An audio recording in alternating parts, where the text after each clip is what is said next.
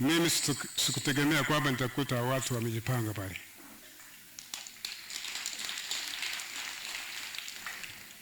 Baridi, ukungu, watu hatunani, mvua, tope, si nini, lakini changamfu. Ndio wanasema kwamba mahali penye upendo hakuna baridi, hakuna giza, hakuna kununa. Yaani ilikuwa ni mwanga kwenye ukungu pale. Tunaona vizuri. Asante sana kwa mapokezi.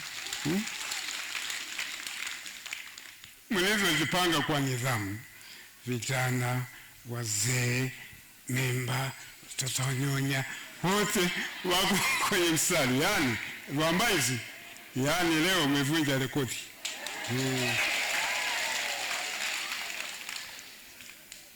Ziara ambazo nimefanya,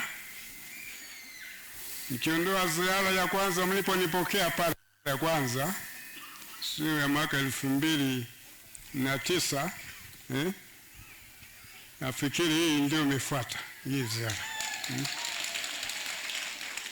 Kwa wingi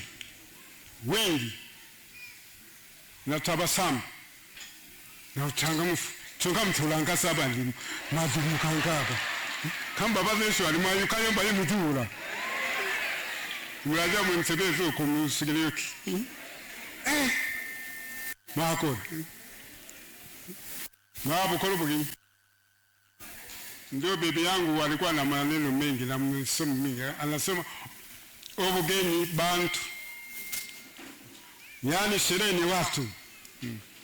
Sherehe si nyama, si nini, si vinywaji, ni watu. Sasa nyinyi leo mmefanya sherehe ya aina yake hapa Rwambaizi. Jipigeni makofi.